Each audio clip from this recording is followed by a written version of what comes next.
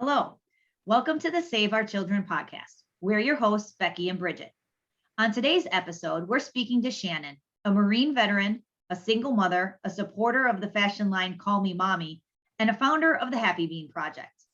The Happy Bean Project is a nonprofit organization that helps people suffering with mental illness.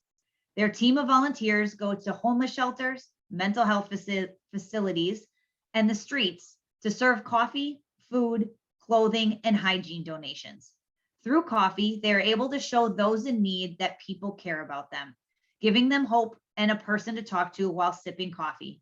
The goal is to save lives, to help prevent suicide, and to get people talking about mental health through coffee. Thank you so much for joining us today. Can you give our listeners some of your background, kind of what led you on this journey? Yes. So I would say this obviously comes up every time we talk about the Happy Bean. So I never wanted to be like a script, like this is what I did. So but basically what the short story is my brother and myself both have mental health issues. My brother has a little bit more extreme mental health issues now because he got into drugs and addiction with alcohol and drugs.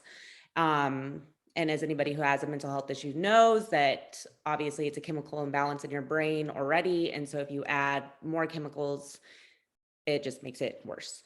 So because mental health is so near and within my family, I was in the Marine Corps and basically just kind of bored. I'm not going to lie.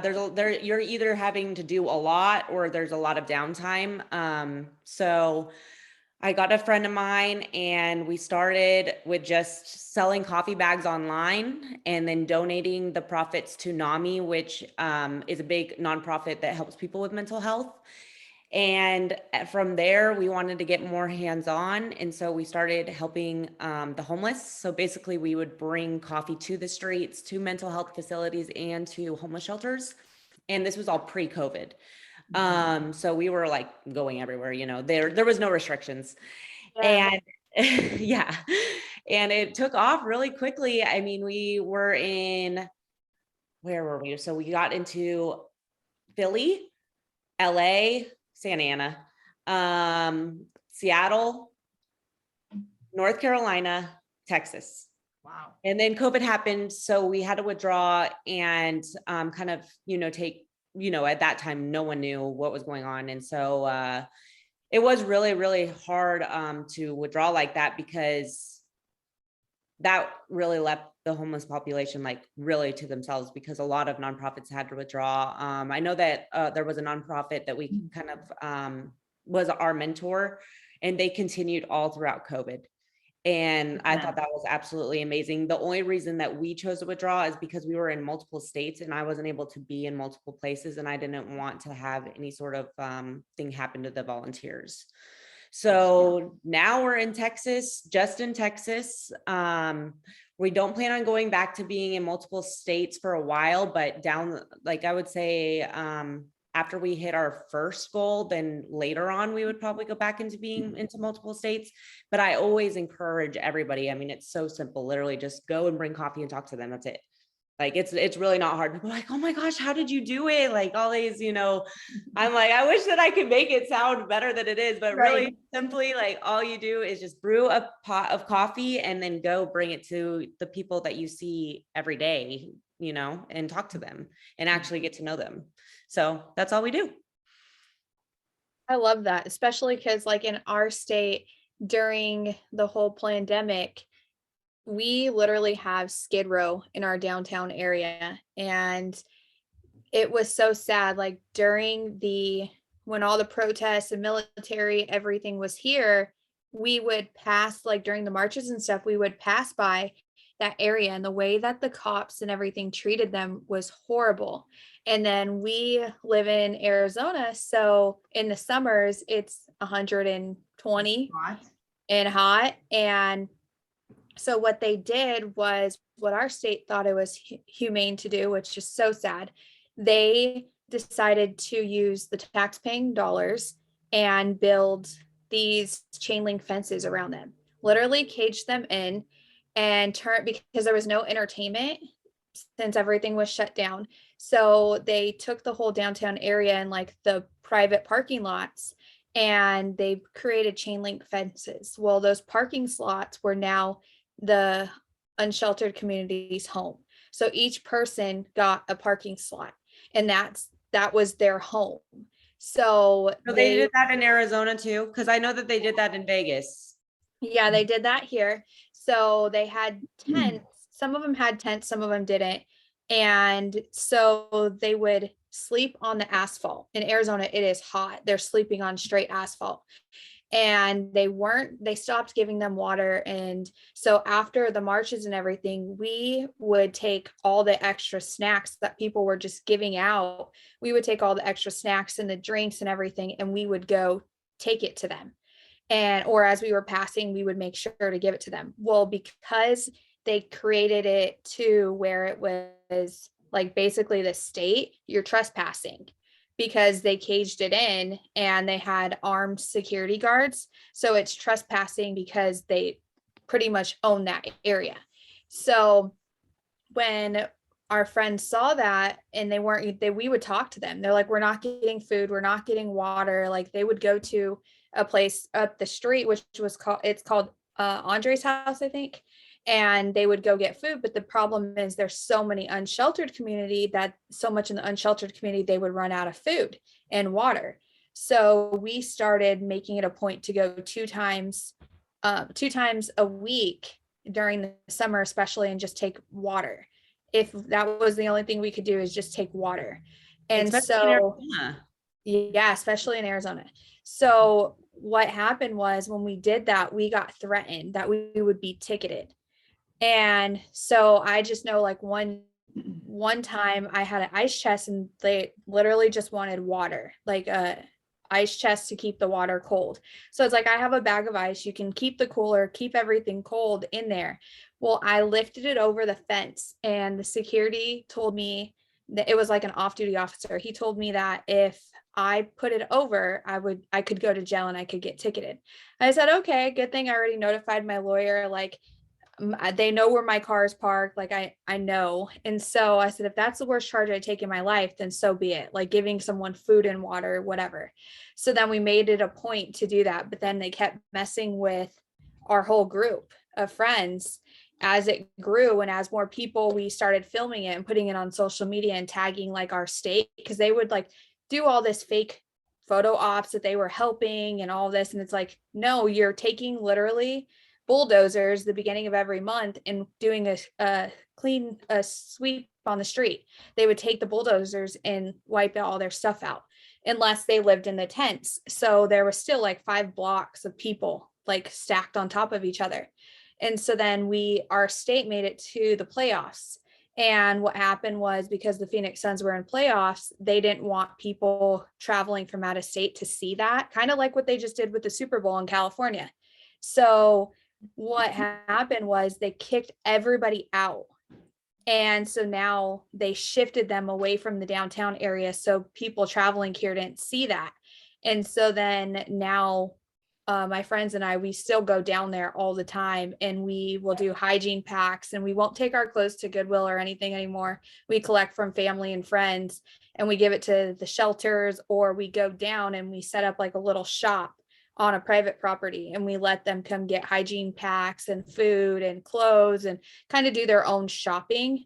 But it's really something that I know that you often share too, is people really have to go down and experience it for themselves, because yes, there's nothing like it. And there's so much love in the streets, and just even they just want to be heard. So going off of that, like, can you share some of your experiences, even being down there and being on the front lines and having those conversations? Because so many people, and it's often women. And so if you can share your experience with that, and then I want to go into after that kind of the conversation of what it's women being out there and why you think that, and the male figures aren't out there. So let's go into what you have experienced while you've been out in your area.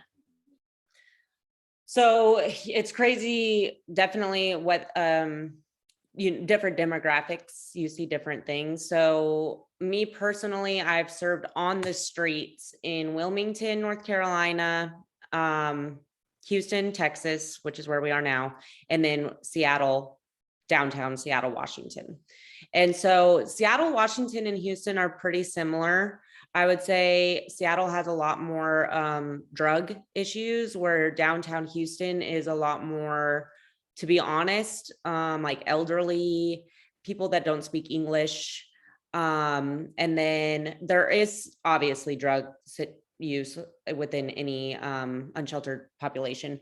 And then in North Carolina, it was just a real small group. So they were just kind of like a real tight family, whereas Houston and Seattle are a larger population. So it's a lot more like, I don't know, it's just more like survival for real. Yeah. And so every single person is so unique, and that's what's hard for the larger populations that we serve. Because basically in North Carolina, we were able to develop really good relationships. We were actually sitting down and talking with them for like the whole time that we were there. And so we actually got to know them as people, where in Houston and Seattle, it's so overwhelming. We need way more volunteers because there's so many people that it becomes very unpersonalized. But there's Here's still your coffee, move on. Yeah, it becomes like a line, and we also bring clothing and hygiene. But yeah, I like the whole point of the project was to sit down and like drink coffee with them, which has definitely been lost since we've moved the project to larger populations. But at the same time, there's those glimpses, like those little small moments that make it so worth it. Like this last event, which was that yesterday? Oh my gosh, what is It's today? one of those weeks for you too. Yes. Today is Thursday. Yes, it was It was yesterday. yesterday. Wow. Okay. So yesterday, when we were serving, and this one guy just pulled me aside and he's like, these pants could not have come at a better time. He's like, my pants are ripped. And he was so genuine, like all over a pair of pants. And I was like, I'm so emotional. Oh my gosh, I'm like the most emotional person ever. And I get very emotional during the events. I try not to cry like at the events. I think I've cried probably twice like during the events, but I don't like to do that. Obviously, no one likes to cry in front of other people. But that one was really like, okay, because sometimes you do, when it's so highly populated and you see, there is good and there is bad, just like in every class. So you're seeing kind of like, and you kind of feel like, am I doing the right thing by being out here? You start second guessing yourself. And then moments like that happen. And I'm like, yes. Yep. And especially helping the elderly too. Like I cannot even fathom why we have elderly out on the streets. It just does not, I mean, obviously they can't work. Like it's very apparent they physically and a lot of times mentally cannot work.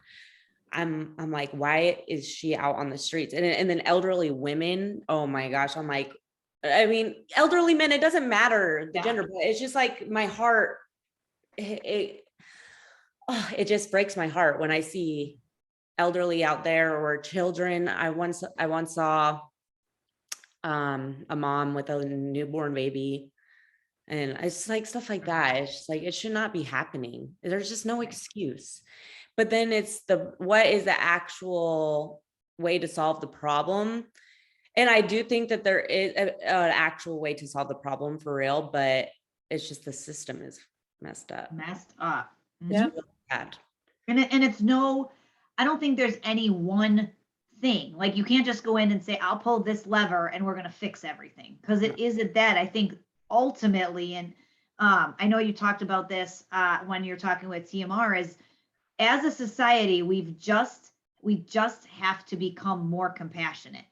Yeah. And at this, it's so easy to say that person did it to themselves. That person, the trafficking, the girl that was raped, she wore the wrong thing. The person who's homeless, they did the wrong thing in their life. And it's like, wait a minute, you have no idea what happened to that person. You don't know the trauma they went through. And oftentimes, and this is what I try and explain to people, oftentimes they're homeless because of trauma, because nobody listened to them, because of all these things. And then yeah, there were some decisions that were made that could maybe have not been the best, but it was never about, hey, I'm going to go be homeless today, and then therefore I'm going to do drugs.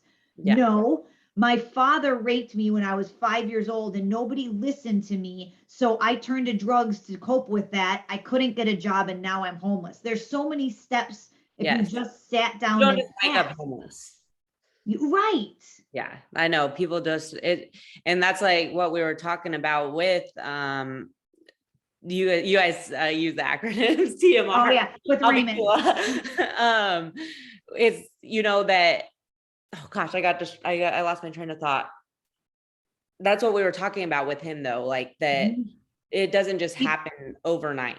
No, and people like to gloss over it, and that happens with trafficking as well, is the idea that I know it's happening, but if I really know why and what is happening, then I'm responsible for doing something about it.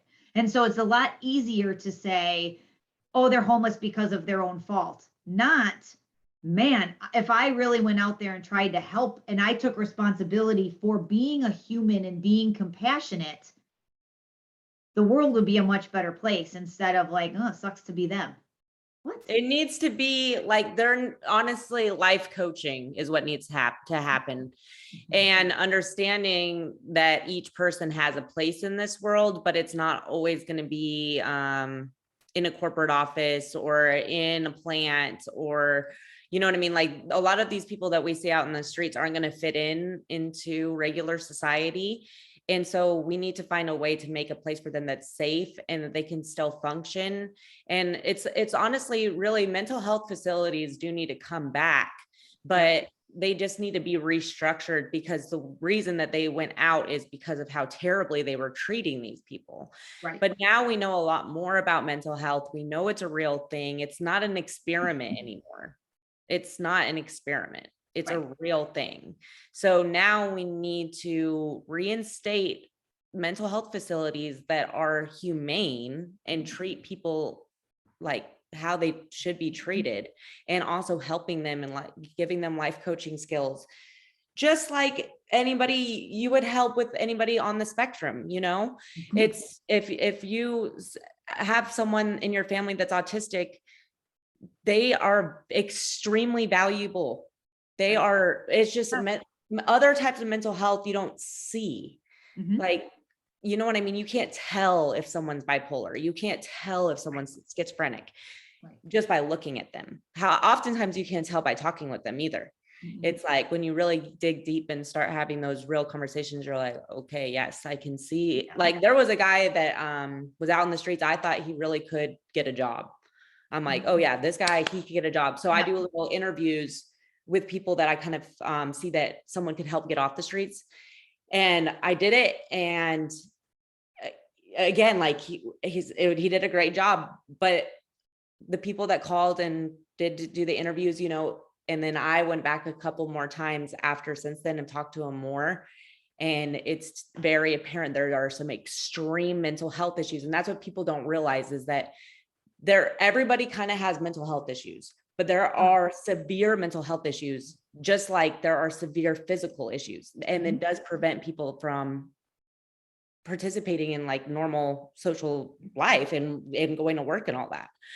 And people just need to really understand that these people, just go get a job. You cannot just say that. It's not that simple. Right. It's not. And it's gonna take time as well. You can't just all of a sudden just throw them into a job and be like, okay, function. Like it doesn't work that way. Then you have even anxiety, and some people, there's so many people who I know that I've came in contact with, and just talking with them and hearing their stories. Like I've been out there where I've shared hugs, I've shared tears, like everything. And people will often ask me, well, aren't you scared to go out there by yourself? And I'm like, no, you should try it. Like they are the most humble and nicest people. And to them, that is their peace. And they rather be homeless than be treated like crap. And the system does not help. And oftentimes when they do try to get help, they're told they're crazy. They are given more drugs, and they just continue to be set up for failure. And depending on if there's some who were trafficked, they've taken charges for their traffickers where now they have felonies. And we know survivors who can't get a job, and they've tried, but because of the felonies, or they have to pay X amount of fees to the courts, they every month, otherwise they'll go to jail. So it's like they've tried, but there's no real way to beat the system because it's designed that way it's designed to keep you enslaved in it. So yeah, I completely agree with that as well. That's why, so our long-term goal, which has gotten pushed back due to my own personal life circumstances, but basically 3 years from now, the trailer will be paid off. And so then I want to get another loan and get an actual brick and mortar. We'll still have the funding trailers that will kind of like fund what the brick and mortar will cost, because the brick and mortar, I want to be completely free for people that need it. So we'll have like the 2 funding trailers that cost money, like they're like little Starbucks, basically, think like that. So we have our 2 little Starbucks coffee shops that make money and are funding all of our money that we're not going to have from the coffee shop I want to open. And I want that coffee shop to be basically like, we'll have a line of clothes so they can go in and shop, computers with someone there to help them make a resume if they need to make a resume. And then we want to have a life coach there that will teach them like basic life skills. And then just like a round table to sit and drink coffee and talk, and have like group therapy every hour. So, Cool. and a coffee shop, like, so that they can just, sit down, relax, and kind of, it feels like a little bit more normal, because a lot of mental health facilities, all mental health facilities, first of all, are like optional. And a lot of people with mental health problems like don't want to go to something like that. So coffee shop makes it a little more casual, like, oh, I'm going to get coffee. I'm not going to a mental health facility. I'm going to get coffee. Yeah. Oh, I'm here. Oh, you guys are talking about this? I have that problem too. It's more casual, not as like, go get help. There's not a stigma. Yes. Yeah, there's not stigma around it. It's not this like, oh, it's 10 o'clock. I got to go to group therapy together. It's, oh, I just happened to be sitting and having coffee, and they started therapy while I was here. Yes. And I just happened to come every day at 10 o'clock, and it happens to be here. Yes. And so, I'm just going to the Happy Bean projects. Like, yeah, they're your friends. Like, if you don't want to tell your friends that you're going to mental health therapy, you're just saying, I'm going to get a coffee. Want to get coffee. Mm-hmm. Yeah. And that's really like most coffee discussions is therapy within itself, even between friends. So it's just, I think that will be a really great thing. So 3 years from now, once the loan for the trailer is paid off, I hope that's the next step. My goal, I just need to get into a house for me and my daughter so that me and her can be set. And then once we're set, then I'm back on like full blown with Happy Bean. So, and that's the thing that many people don't. Speaking of homeless, like obviously you're sitting in a house or sitting in a place, you're not homeless, but at any point it could happen. So you're going around and you're like, oh, I have this and I have that and blah, blah, blah. At any point you can trigger a mental health issue. You could not have a house because of whatever situation, a fire, someone leaves you, whatever the situation is, you can end up in a place where you're like, oh my God, I have to make all these decisions. And what I thought and what I put in my future is no longer in my future because of any number of things that could happen to you. Yes, exactly. Absolutely. If you don't have family support, then. Yeah. And going off of that, just because we've even seen what the whole COVID and the pandemic has done, it could literally happen to anybody. We've seen so many people lose their businesses. We've seen so many lose their jobs, especially if they didn't get the jab in them. And we've seen so much that we've never seen before. And I know one thing that people often ask us, and even me when I go do volunteer work, is what is your why and where does that drive come from? Um, are you asking me? Yeah. Yeah, I would definitely say after talking to the Marine rapper, I kind of really, I'm a verbal processor, so people ask that question all the time and I always give an answer, but like that time I was like, yeah, I really feel like that is my real why. And I really think that it's because I know that it could very well be me. I mean, especially I have a very severe mental health issue. I have bipolar disorder. And it does really affect me. Like it affects my life a lot. I don't let it be shown how much it really affects my life as much as some people do. Just because especially like in those moments, I don't even like feel like doing anything. But like even this last 4 days, I've fallen into a depressive episode and it's been very difficult, especially when I'm a single mother, because there's just times where I just have uncontrollable crying and I cannot stop. And it also was really difficult in the military when I didn't know that I had like, I've always known that I had something wrong, but like I didn't really know like how severe it was until I actually got diagnosed. And so like dealing with stuff like that, like, and always feeling like you have to hide it, especially in the military. I mean, now I've become a lot more open about it. Like obviously in the military, when I got diagnosed, I didn't tell anybody. And I would like literally like hide in when I was living in the barracks, I would just hide in the barracks and like not come out for when I was like feeling like that. And thankfully it never happened to me in the field. I am very like, when I'm in work mode, I'm very, very focused. So that's the thing, is that like the whole time I was deployed and then every time I was in the field, I was very, very focused. And thankfully like that got me through. I don't think that necessarily being bipolar, I think there's different obviously extremes, and I don't have a drug addiction. So like it's not even more unbalanced than Yeah. but yeah, I would say that would be my biggest why. And then my brother, just having him actually literally be homeless has been very difficult. I mean, I saw my brother go from my brother, which there has always been issues since we were a kid, and there's a lot of childhood trauma when it comes to my brother. But yeah, going from, we lived kind of like a separate life for a lot when we were younger. And then I'm 2 years older. So then when I was a teenager, we like were back together, but like we never really weren't as close. But I would still, I mean, at the end of the day, he's still my little brother. So I'd always try to look out for him. But then he got involved in the wrong crowd and he was already have so many issues. And then just watching him spiral down, and then he started stealing all of my parents' stuff.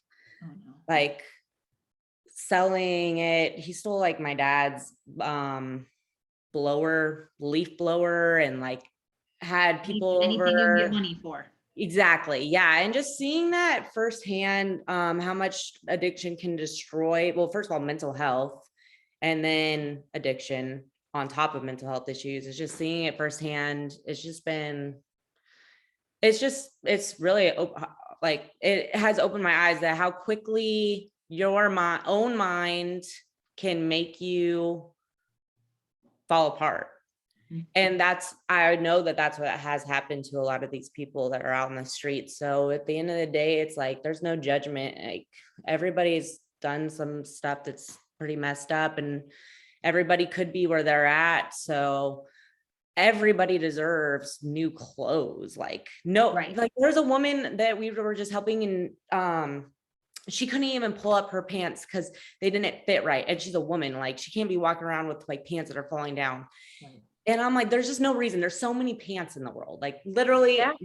So like, we all in our garbage have way more pants than we need. Yeah. So I'm just like, you know what?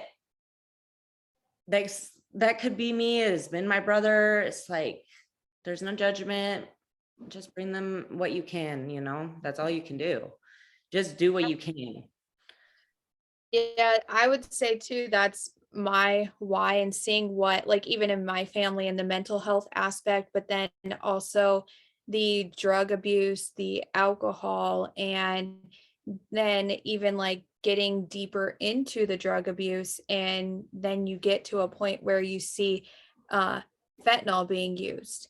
And it's just like, it's sad to see that, but then also realizing like, if I didn't have family support, especially being a single mom in the market in the house, like that could easily be myself. So, and knowing and talking to so many of them, it does make you cry, and you do get emotional, because it's like, how can somebody walk by, like even being downtown or even like outside our neighborhood, and seeing like the children break my heart every time. And I will stop whatever I'm doing and I will be like, okay, do you need food? Do you need water? And if you're going to sit out here with your kid, like I know I've offered to pay for a hotel for the night, or um like I've gotten coloring books or something to give that child, because it's like that child, that's now, they shouldn't have to experience that.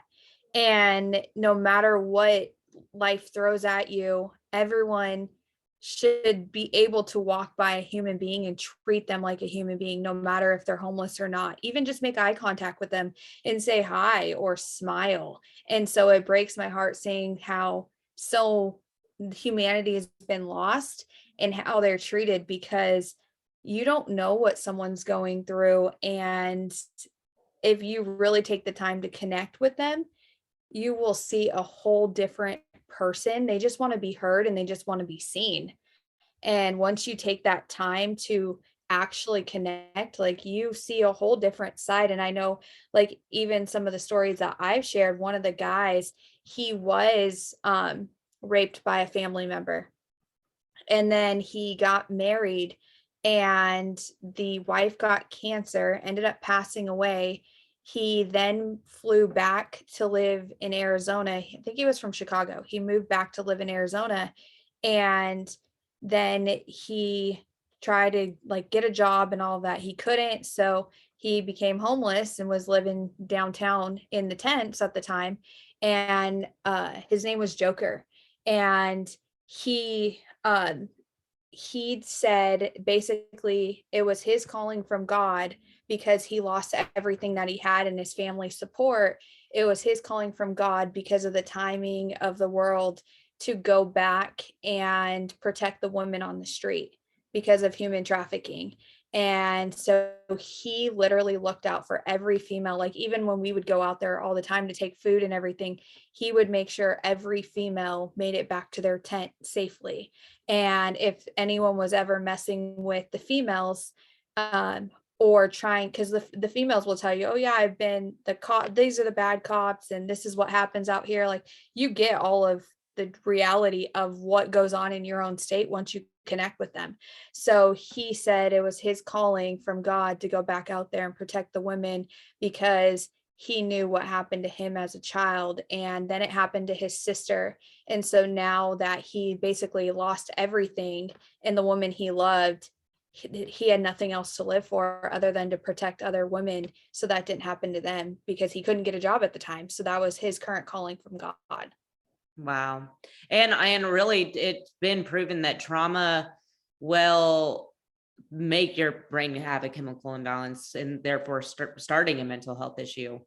And you will have people that will have like manic episodes where they think that, like that it like that they have this purpose to be out there and stuff like that, to do all that. And it becomes very like their new purpose is Yeah. to be, and that's the thing with being homeless too. Like you adapt to what you're in. You have to be comfortable with whatever your situation is. So people are like, oh, they're choosing to be homeless. It's like, no, they're really just had to adapt to being homeless. So You know, Oh, go ahead. sorry.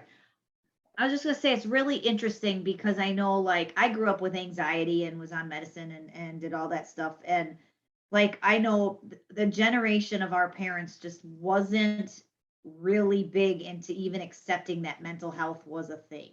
Like you're going to be okay, nothing's gonna be like just suck it up and figure it out and it's not that big of a deal. And it's funny because I actually had lunch with my mom today and she asked me, she's like, why are you even in therapy? She's like, is it something that I did?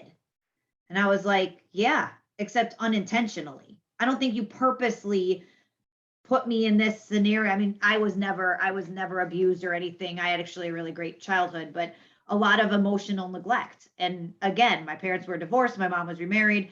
They had a daughter. My brother had attention deficit. All those things had to happen. And then there's Becky over here just trying to live the life and be the good kid. And so then you find out like, wow, I'm living my life for everyone else to accept me. And so we actually had a really good conversation today, 41 years later, that yes, these are the things that are happening. And my logical adult brain understands that as a mom, no, you couldn't sit down with me every single night and have a conversation. Like I get that. But my Yeah. 13-year-old self doesn't. Yeah. And so now it's that mending of all of that. But I think that those are the sorts of things because we are now a generation that is much more aware of mental health. I pray that our children will not have, I don't say not have to deal with mental health issues because we all do, but we are much more aware. So it's not a stuffing and hiding and holding in your trauma. And it's a lot, here's who I am, and this is what I'm going to be, and this is how I'm going to get through life as the individual that I am. And as Yeah. parents, we're able to help them. And so I hope that we see I mean, God willing, a lot less of the trauma situations where people aren't listening to their kids the way they really need to be. Yeah, I agree. We'll see. I Now- think that a new page is turning for sure. Mhm. Yeah. Feels like it. Though awareness is definitely out there. I mean, Mhm. talking about mental health is not taboo anymore. So Nope. Now, with your project and everything that you're doing, is if people want to get involved or do something in their city, is that an option? And yes. if so, how can you do that? So if you guys want to get involved in doing it in your own city, the way that I was doing it before was I was kind of like a mentor. And then so basically I told you like my recommended requirements before going to the streets is to look up like normal mental health situations, look up like kind of like drug addiction stuff, do research and like make sure you have a little bit of knowledge about what's going on out in the streets, and then get 2 to 3 volunteers depending on the size of the population, and fundraise $350. And if you fundraise $350, that covers this coffee urn, coffee cups for 10 events, a coffee bag for, I think 10 events too, is what it was covering about. And then like basically all the supplies needed. And then I had it already pre-saved in my little shopping cart, and then I just shipped it to them. Because we're not doing it in other states anymore, I just recommend people go on Webstront and get a coffee urn that brews 100 cups of coffee. Cups, just plain cups. They don't need anything crazy. And then whatever your local coffee shop usually will donate coffee if you tell them what you're doing. So it's pretty simple. I mean, it's definitely not rocket science. I was just doing it as like under the happy bean, because I think people like still needs that like kind of step-by-step guidance. And I'm totally still here to do that. I am really, really busy right now. Like I said, I'm trying to save for a house for me and my daughter. So I'm just like in hustle mode galore. But still, like if anybody ever reached out to me and like needed help on how to make coffee on the coffee urn, or where do I go to get the supplies, I would totally help anybody and everybody to help get them started in their area. But if the coffee thing feels too overwhelming, then just bring clothes or just go there and just talk to them. Like you don't even have to bring anything at all. Like you could just go down there and be like, hey guys, what's up? I just wanted to see how y'all are doing today. And that's it. I really think that people overcomplicate it. So I always try to really make sure every time I talk about it, to tell them how simple it really is. It's really that simple. Bridget's going to get herself a Happy Bean project. I can already see it in her face. Good. That's awesome. You've already been doing it. You've already been doing it. Like exactly what you said you were doing in Arizona with bringing, that is exactly it. I mean, it doesn't need to be called anything, you know, it's just loving others. So I think it's great what you've done and everything that you're doing. You're doing the thing, you know, and that's the thing is you don't have to do it once a year or anything, you know, it's just, I just try to go at least every couple weeks and just know like I have a very blessed life.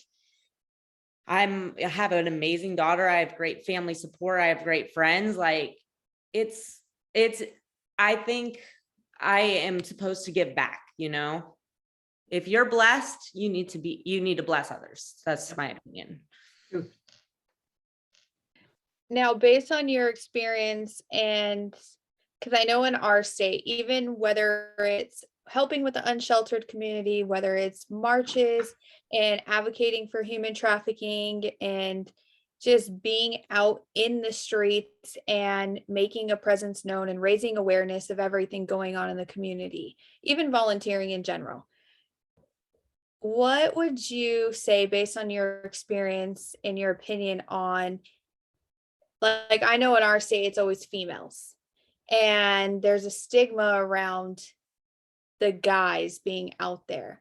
Now, have you experienced that in your area? And like, what do you think would help break that barrier and that stigma of more males being out there? Because majority of the time it's all females. I mean, like I think we've had 1 or 2 guys. That's funny because I was joking about that with the Marine the Rapper, and then I'm not gonna lie, this last like 3 events has been all males. Good.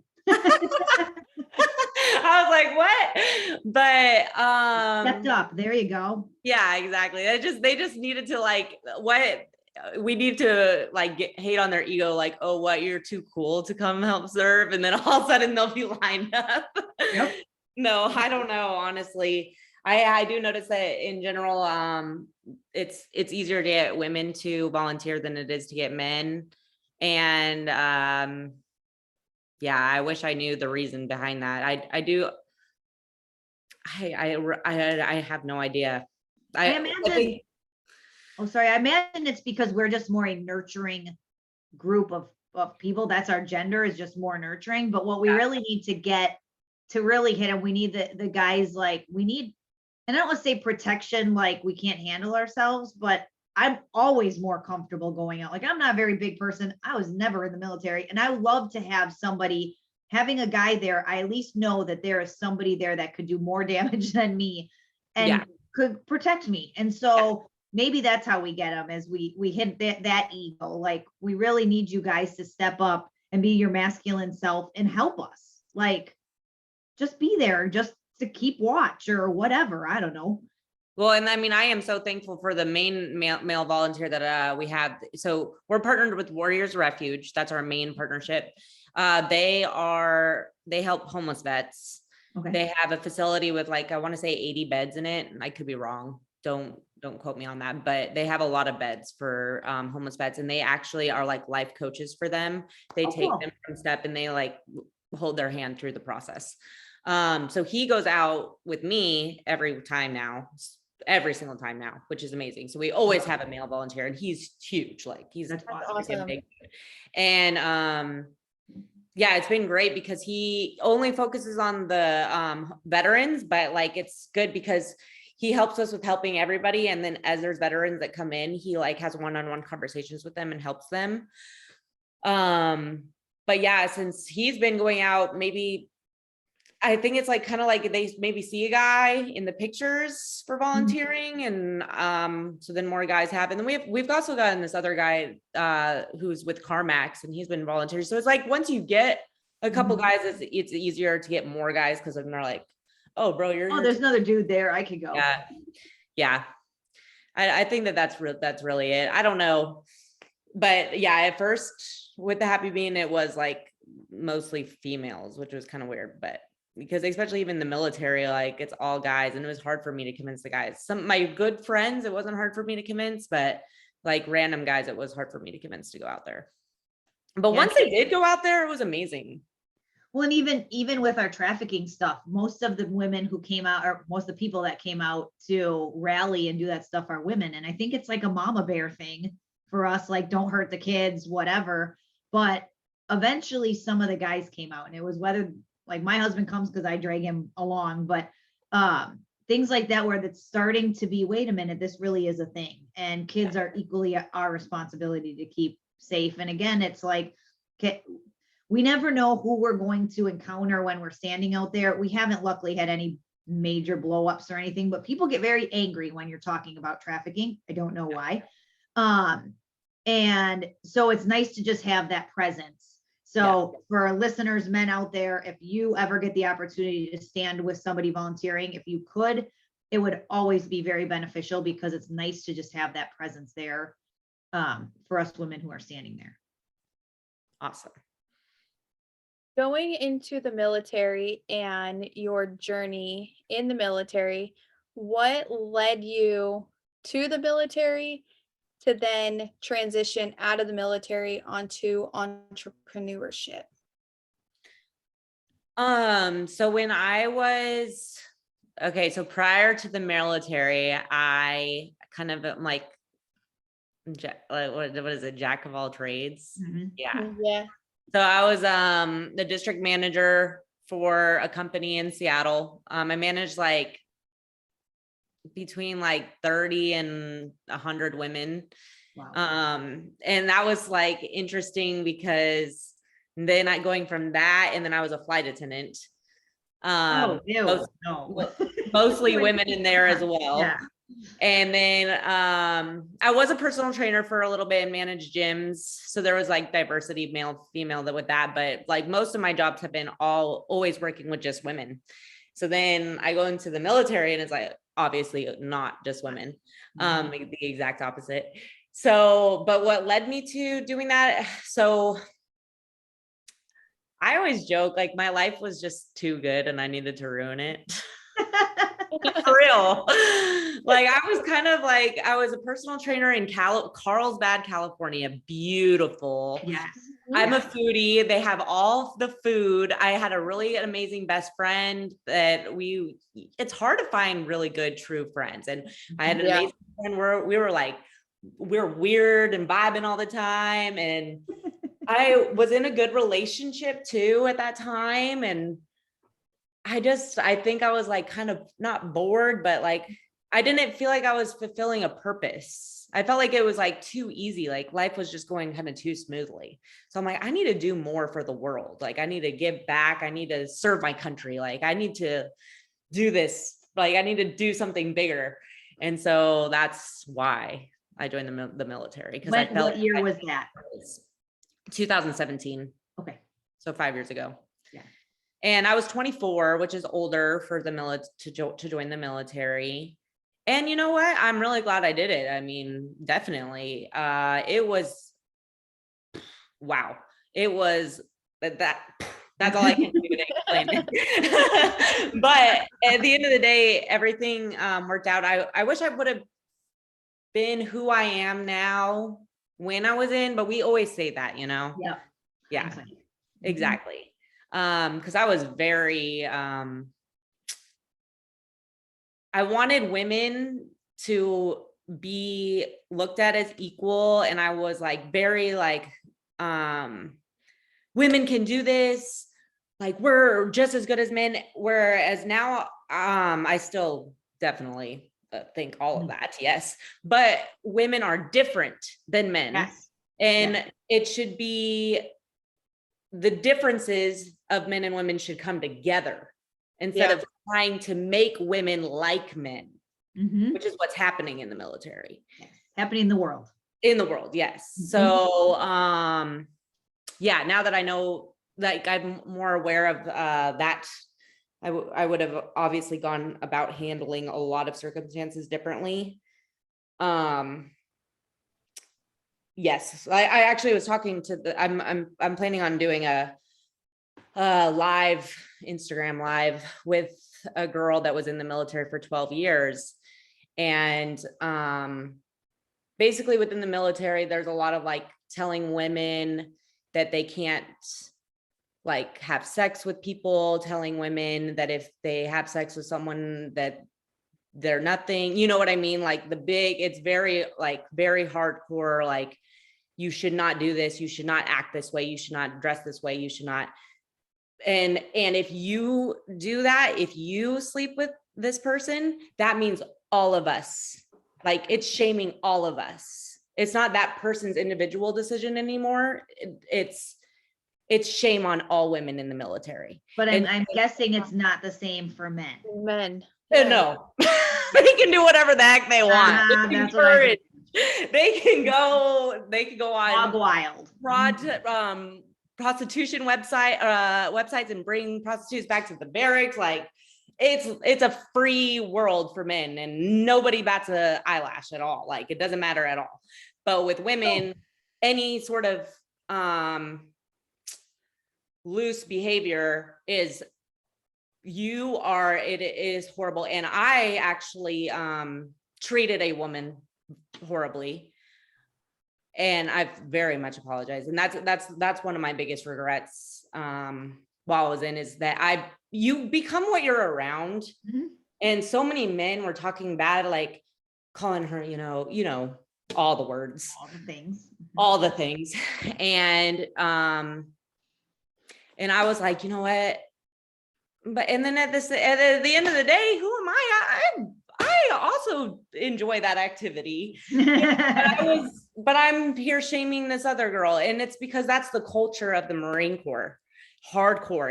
I think it's the culture of the whole military, but I don't think it's as bad in other branches. I'm friends with like women in other branches. It's not quite as bad as the Marine Corps, but in the Marine Corps, like men are truly women haters. Literally, and really truly think that is all that we are good for. Wow. And that is a huge eye-opening for me, that there are truly men out there that actually hate women for existing and definitely hate women for being in the military and will still try to do that. But then if the act happens, it's only her fault. And she's all the things. Yeah. Not are we like 18? What the hell? It's really bad. It is really bad. I'm telling you, it's bad. So going off of that, so if a guy can bring prostitutes, do whatever, now if a female was to say get caught having sex, or like what is like do you guys get reprimanded, or like how does that work in the military?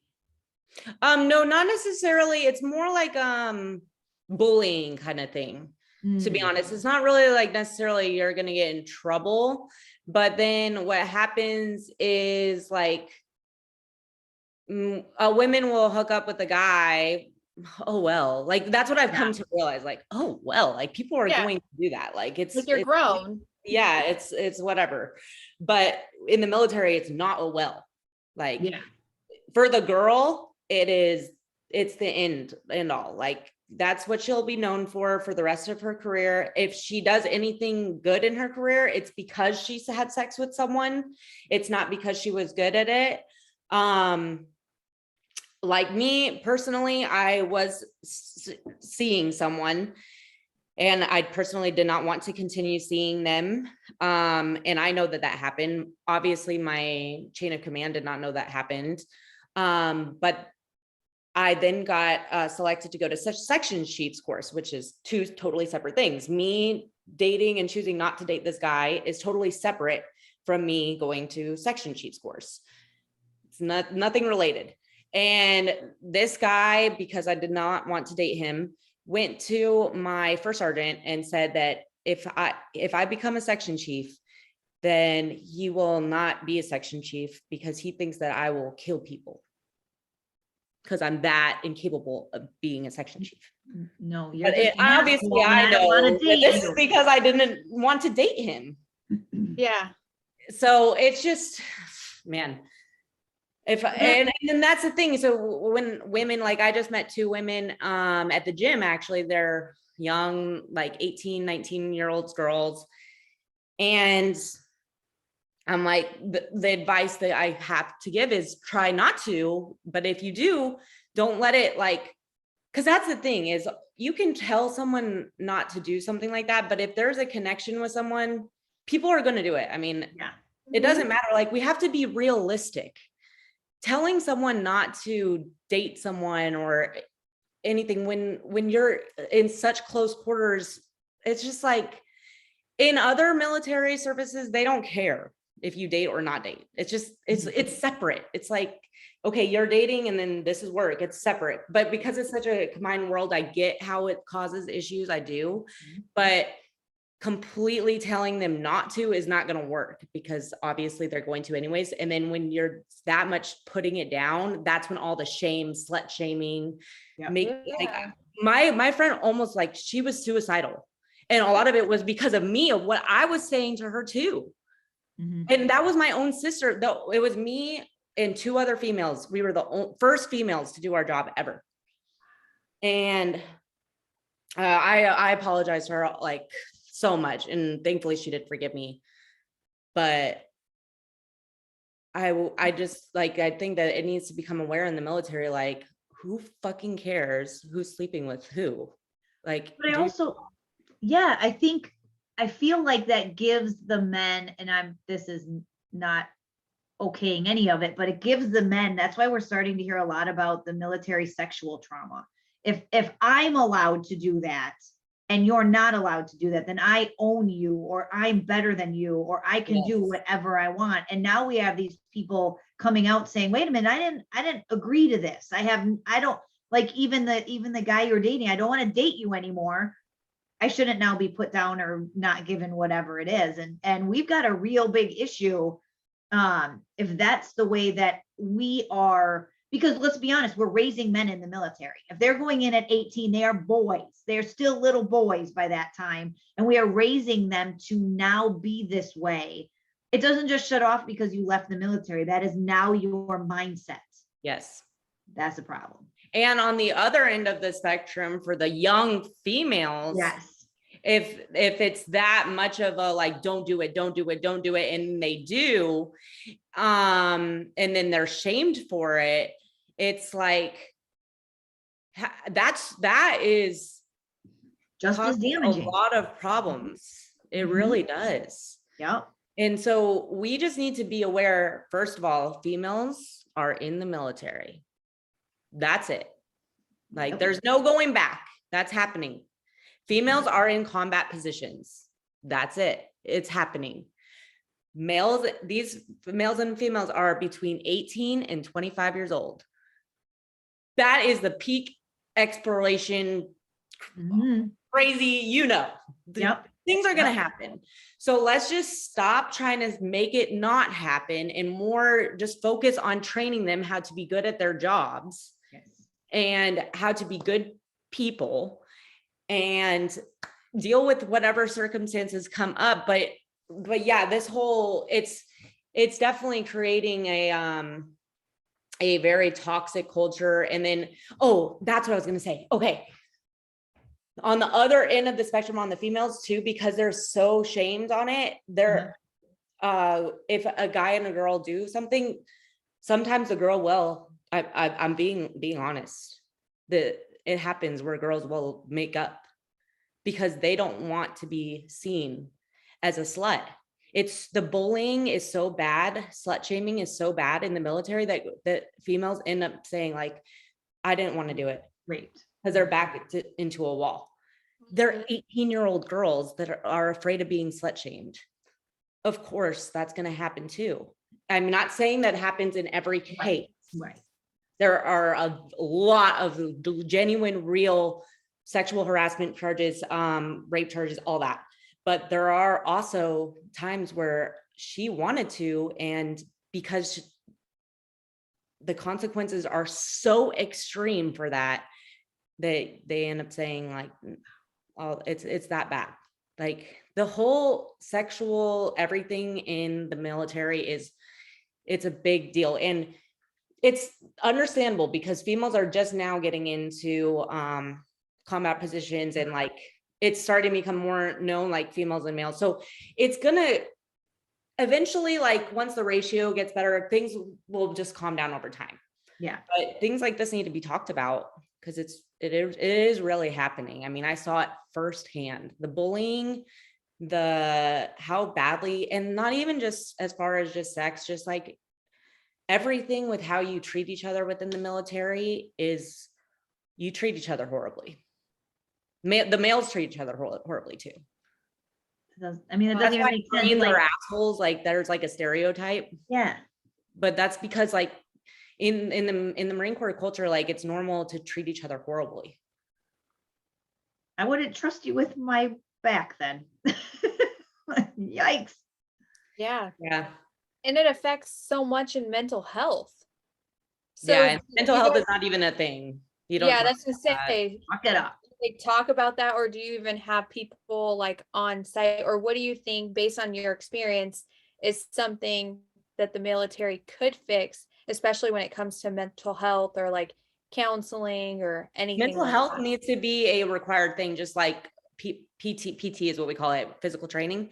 Physical training is mandatory in the military. Mental health needs to be mandatory in the military. If you're in a high stress position, then you should be required to talk to a professional once a week about your mental health. It's just like football coaches, football team members have physical therapists because that's their profession is football. So we are in a mentally taxing and physically taxing position. So we had the physical down, like we are forced to do physical training every single day. So mental needs to be started while you're in, not after. And after is a whole nother story too, because it's just as bad after. But while you're in, from the first week that right after boot camp, you should be going to see a mental health person to make sure that you understand your own mind. I actually met a guy super random. We were out doing a trafficking rally, and he like just came up and started talking to me and was telling me how he tried to attempt suicide 9 times, but he still wasn't successful. And all these things, but he was talking about when he was in combat, they took away his mental health medicine so that he would be that little bit off center so that he could fight really well. And that he went to his leaders and were like, I don't have my medicine. Like, I need my medicine. I'm on all this stuff when I'm home. The VA gives me all these medicines. And they're like, yeah, no, when you're in combat, we don't want you to be subdued or do any of that stuff. So we just don't give it to you. I was like, that's so bad for your brain too. Like, holy crap. Yeah. I was like, wow, I don't know, because I knew, I mean, I don't know, to be honest too, like now that I have the official diagnosis that I'm bipolar, if they would even let me, like, if I wanted to rejoin or anything too, because I know, I think it is true that you can't take medication. I really don't know the true answer to that, if you can take medication like that while you're deployed or not. So I don't know. But I mean, the military has a whole nother slew of things that really needs to be discussed. And I'm glad that people do discuss them openly. A lot of guys get out there and discuss, especially like how you're treated and all that. And I mean, how you're treated, you're told like once you hit the fleet, you're going to be treated better, but you're really treated worse. I mean, the first time that I went to the fleet, this corporal sat us down in a room, and he's like, the first question he asked is if any of us were homosexuals. The second question he asked is if any of us were Muslim. And then the third question, or then he said, because if any of you guys are that, just know I make a lot of jokes about those two things and I don't give a fuck. And I was like, thought I was in a dream. I'm like, I'm in this place. Like, this I thought we fixed this really already. I thought the military was going to be organized, professional, straightforward. You got straightforward, just not the way you wanted. No. And I mean, I can't, like, I am kind of like an unfiltered person. So it's like, there's a flip side to everything. I like that you were you could literally say whatever you wanted, like anything that you could think of comes out of your mouth, you could say. Yep. On the flip side of that, there's a lot of things that really shouldn't be said. Like, so I don't know. I don't know how to fix all the issues. I definitely think for sure that mental health needs to be addressed in the military, and it should be a part of day one, right when you start, that you should have mental health help. So, yes. Yeah, I love how you're always sharing, even too, like for vets and if those who are just getting out, like resources. I always see you sharing resources and everything, even too, that you're doing with your project or even in the community, whoever you connect with, definitely make sure you share. You've always shared like what you have going on, but I always have heard you talk about resources or like connecting people. yeah. So Yeah. And I love think we have all that. We should have it definitely on our website. If we don't, I need to talk to my website person. I need to go look at that. But we should have all our resources on the website, but we have them on Facebook and Instagram for sure. So. Perfect. Okay.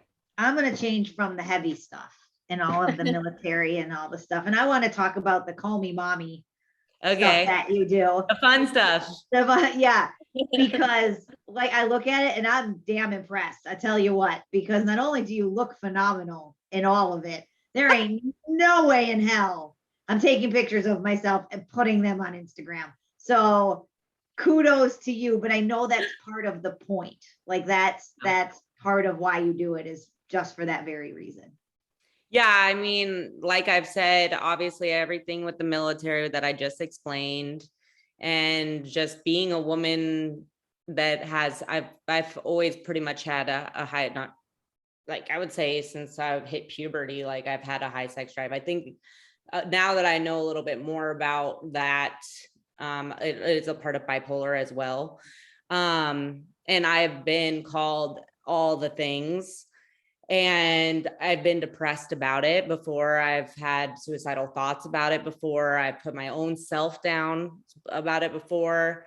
And then, as I've grown, I've just come more in terms with like, you know what? I'm not all those things. I'm a sexual human being, just like 90% of us. Yep. There are the 10% that are like asexual that don't have that drive. I wish I was one of them. Seems like it would be a lot less confusing, but yeah. And I'm just, I've come to terms with like, that's okay. And it's been definitely even like a battle within myself, because I'm like a very like conservative in a lot of ways, and then I'm like very not conservative in a lot of ways. So it's kind of like it tears me a little bit. And just like dealing with guys now that I like do modeling pictures and all that, it's just a whole nother world. And but at the same time, like it's been really exciting and very liberating, definitely. My partner, she's way more conservative than me. My partner that started, so she's like was like the loungewear side of things. Mhm. And we That's get along. my kind of things. I need some sweatpants and some yes. Yes. And I like both. Like I like to be in sweatpants and t-shirts too. I mean, most of the time, like, when you're a mom, like you don't have time to get ready all the time. Like, let's be real. But yeah, it's been amazing. I love it. We're about to sell out of our second inventory. Like we buy like drops. Mhm. So we're going to be getting in a whole new line soon. We switched suppliers because we want plus size, because with our supplier, for some reason, they don't do plus size. I'm like, okay, well, like There's a lot of them out there. So come on. exactly. Yeah. And even like non-plus size, like some girls have really big up top and super small down there. Like I want it to Vice be versa. yes, versatile. So our next line will be that we'll have a lot more options for different size women, from super, super small to super, super large, in the middle, everything. So I'm excited for that. And I've been trying to post a lot more like like, yeah, like if I post an angle, like I look super good in this angle, in this lighting, like, and that's good. Like, there's nothing wrong with like highlighting your best self. Like, and like I don't have any shame against makeup, plastic surgery, like anything like that makes you feel more confident about yourself. I have nothing against that. But also, like, we can't look like that 24/7. You know what I mean? So like I try to show like when I'm slouched, like it's still there. Like I've done all the things and I still got it. Like, you know what I mean? So Yeah. it's just trying to get women to feel more comfortable with however they want to be. And sometimes we want to look super glammed up and sometimes we don't. And that's all good. How did you come up with your Call Me Mommy?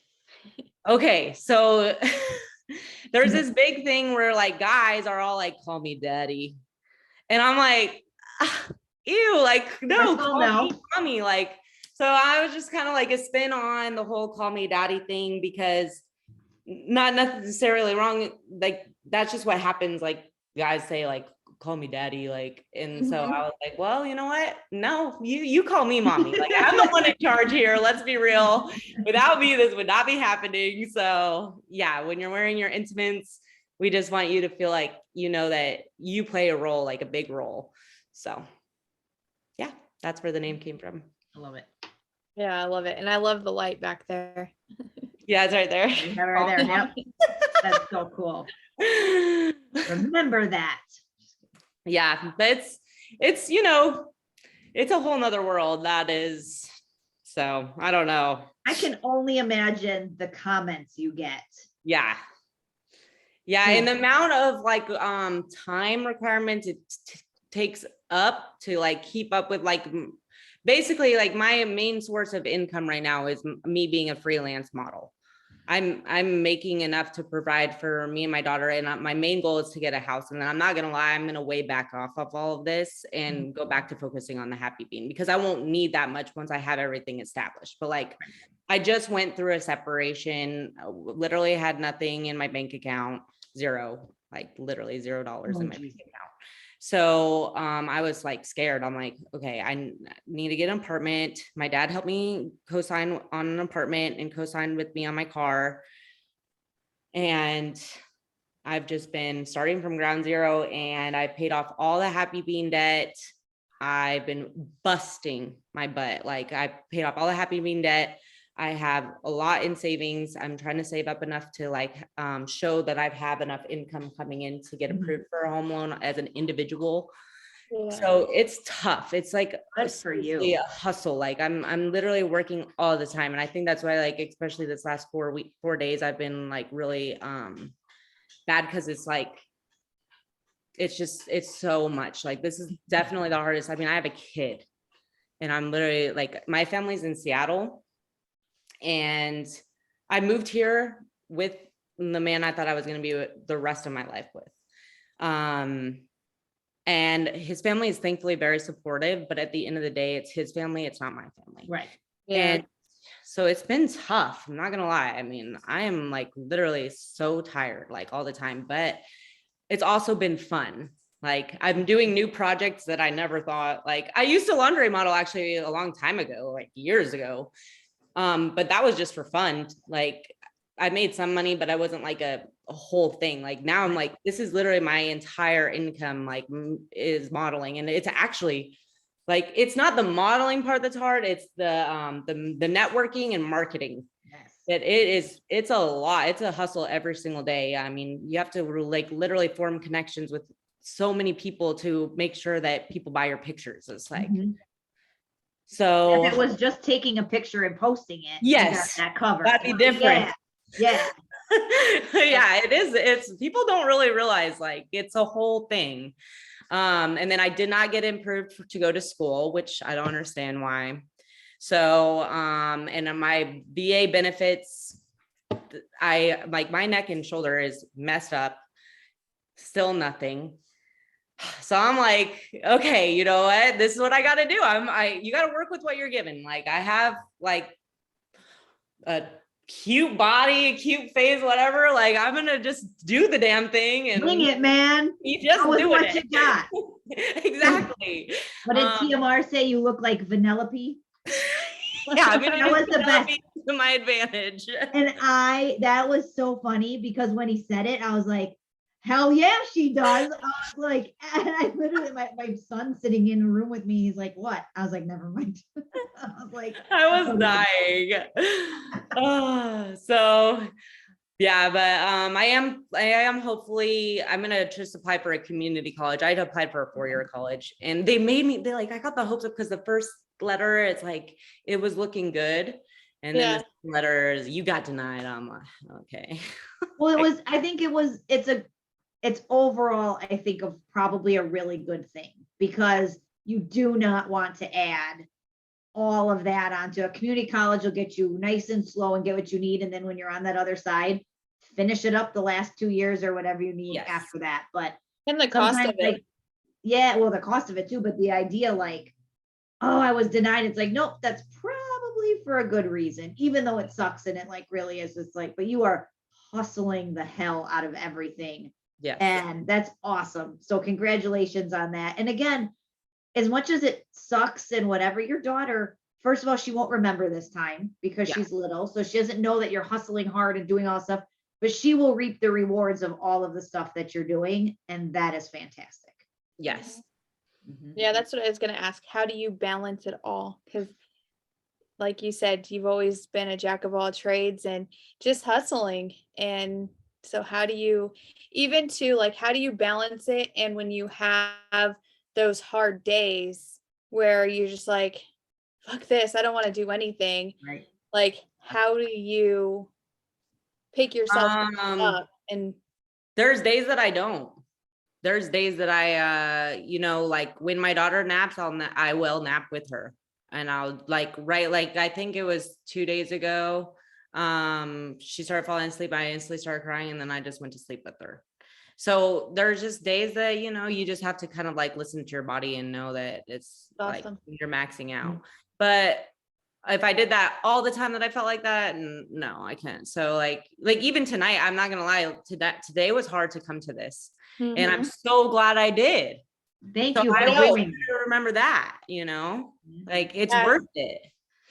Well, too, I know that before we even jumped on this call, I said, well, it's your episode, whatever you want to do. Like, cause I'm big on, there's days where we're like, we don't have the energy to podcast and we force ourselves to get on because we are respectful of everyone's time. But we also like to honor and listen to our bodies because we will sometimes stack them just trying to get everybody in. And there's days where we're like, we don't have the energy for this. I just can't. Yeah. And then you have to call it. Yeah. Mm-hmm. Even like our last scheduling when we were going to do it, no lie, you don't even know this, but no lie, we were like, our energy, we're like, if we must have read each other, like we picked up on it because both of us were like, we wouldn't be sad if one of our episodes canceled today. And then you text me and you're like, hey, can we reschedule this and that? And I was like, girl, like, we understand. Yes. We're like, we understand. We're good for next week. So we're big on that too. So I love that you listen to your intuition and really honor that because we try to do the same. But yeah, I'm glad that we got to talk to you today, but I know that it was tough for you today and I appreciate you joining us, but yeah, definitely always lovely talking with you. I was like, no, her personality is so bubbly, but I get it. If we have to reschedule, I'm good with it. Yeah. And honestly, people help, like, because you can be in those moods. And then, I mean, I probably would have still been in that mood if I didn't have y'all to talk to tonight. Yeah. So thank you guys. And I'm glad that we helped. Yes. That's awesome. Yeah. And it's funny because I was telling my 13-year-old, because sometimes, again, he just gets in funks because he's 13 and that's what you do. Yeah. And so again, it's telling him like, no, that's perfectly normal that you're 13 and going through puberty and all the thing is weird, but you still have to figure out ways to not stay in that funk. So whether it's going for a walk or listening to music or watching something dumb on YouTube or whatever it is, like you can't stay there. Although this is normal or this is accepted, you can't keep doing it. It's your job to kind of figure out how to get through it. So you're right. Like you said, you know what, some weeks I just need a couple days to figure it out. And that's awesome. But then you said like, but if this is how it was all the time, that's not where I'd want to be. And so I think that's what people need to start learning is you have to just listen to your body. And there's been a lot of conversation recently, just how bad your body can get if you don't listen to it. Like the idea of stress and anxiety and all these things, how sick you can make yourself because your body's just like, all right, you're not going to listen to me. Guess what? We're done. Yeah, it's So crazy. Exactly. Now, as you've opened yourself up to social media, even with your line, Call Me Mommy, and everything that you're doing from the nonprofit to your business and putting yourself out there on social media, how do you deal with trolls and like adversity in general? Some days, well, most of the times I try not to like really, like, I think I do check if there's something negative, I try to delete it, and just not respond at all. There are days that I'll be feeling a little sassy and I will respond. And that's usually a bad idea because then it just like goes down a weird rabbit hole that you're just like trying to convince someone that sees it something one way to see something your way, and it's just not going to work. Right. So yeah, that's how I deal with it, is by just not dealing with it. And I think that is why I really don't get that much, is because I really don't feed into it. Whatever you feed something, that's what's going to grow, you know? So there are things that like, you do need to like stand up and speak your voice and just, you know, and combat against. But in general, like for people like that, it's just like, there's no point, you know, I mean, whatever. And I knew that was going to happen too with the lingerie thing, that I was going to lose a lot of people. And I understand. I've said that from the beginning. I totally understand. I mean, if I'm like a married guy or a married woman, I don't really necessarily want like my feed to be like girls in lingerie coming up on my stuff. So I've totally understood that, and everybody's been very respectful about it. Like no one's been rude. If I lost following, and I knew that was going to happen, and that's fine. And that's what I think that people should do. If you don't like something that someone's doing, just especially on social media, just unfollow them. I mean, there's people that I don't want to follow because I don't agree with like how they live their life, but I still like them as a person, and I'm still there for them as a person. It's just, I just want to still be your friend. Yeah.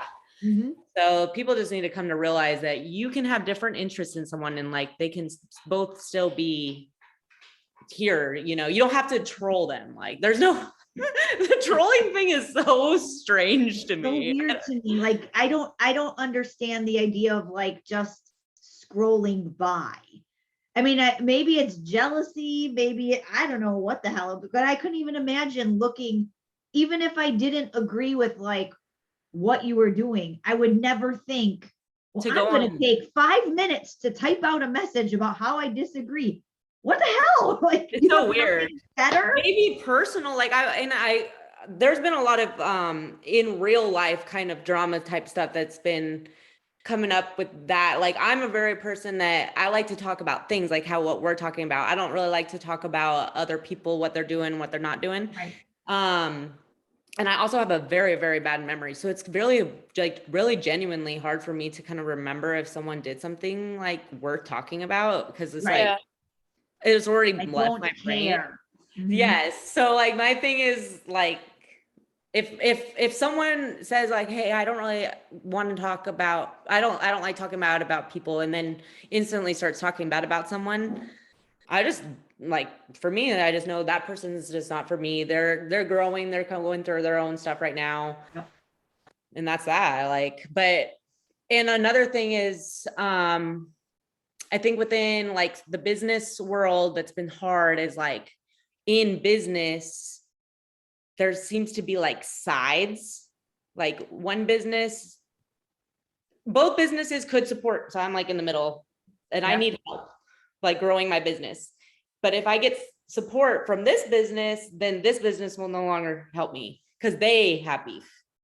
I don't like all that type of stuff. Like, I like both of these businesses, and I hope both of these businesses support me. Whatever the beef is between these two businesses has nothing to do with me, and I don't want to hear about it. Like, that's the way I see it. Like, I will, if one business starts talking poorly about another business and telling me not to support them, no, like, that business hasn't done anything personally to me. So Yep. to me, You actually will lose my business. Mhm. Exactly. Y'all's business is not my business. Yeah, well, and like I always say, like, look at the water aisle in a store.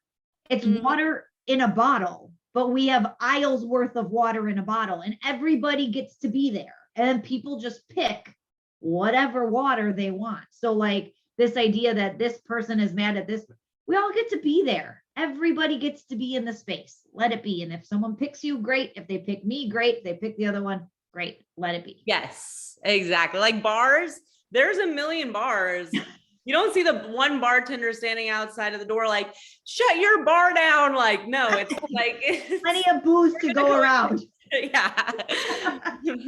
Like, your bar doesn't need to, like, that bartender doesn't need to go to this bar, but that doesn't mean you have to go hate on that bar either. Yeah. I could go on a whole thing about this because it's been a lot, but I'm like, just me, I'm like, I'm just doing my thing. I make coffee for people that need help, and I am a lingerie model, and that's it. Those are my businesses. That's my business. Us. Especially, like, even with our podcast stuff, it's like, well, if we do this person's always like, well, like, there's always some kind of beef where, like, don't wrap us I up can't be on the same podcast as that other person. I'm like, that makes no sense. Yeah. Or we'll hear, well, that person isn't telling the truth. And I'm like, that's between them and God. We're just sitting here talking to them. Like, if you want to lie, go right ahead. It's not on me. I didn't ask you to lie. We're like, we're just given the platform, and whatever happens after there, like, that's between them and God. Like, we did our part and said, no matter what censorship, we were giving people a platform, a voice, and however they want to come out, that's on them. We at least did our part. That's awesome. Well, I'm so glad I did this. Yes, me too. If you had, I'm going to put you on the spot. If you had 30 seconds, oh, I like your dog. If you had 30, if you had 30 seconds to share a message with the world, what would it be? Ooh. Whew. That's a tough one. I almost feel like we need to, like, tell people about this firsthand because it's the so whole heavy. world. Except I really like everyone's reaction to it because it's all the same. Like, oh my God, what am I going to say? Usually people go over entire world. Like, I'm on a microphone. I would literally just pass out.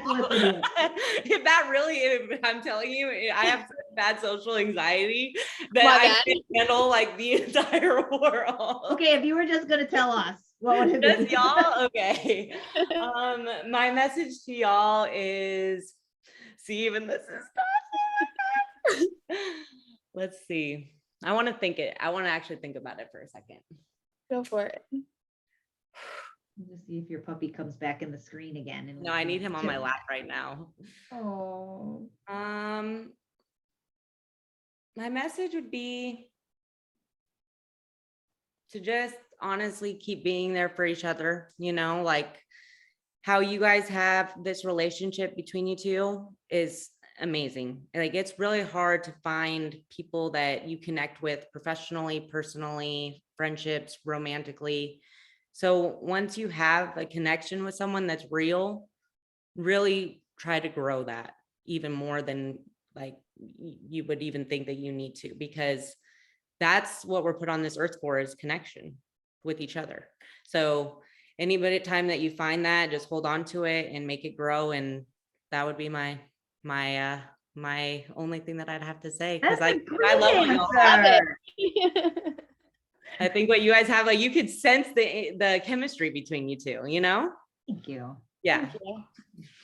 Well, it was a pleasure talking with you, and I love your energy and always so bubbly. And honestly, if you ever need anything, even if it's prayers, vent, anything, like, you have our numbers, and feel free to reach out if there's anything that we can do to help you. I know for sure I want to do that project in Arizona and add to what I'm doing here, but If you can also send me everything that you're doing in your area. I have family in Houston and I'm looking to go to Houston soon.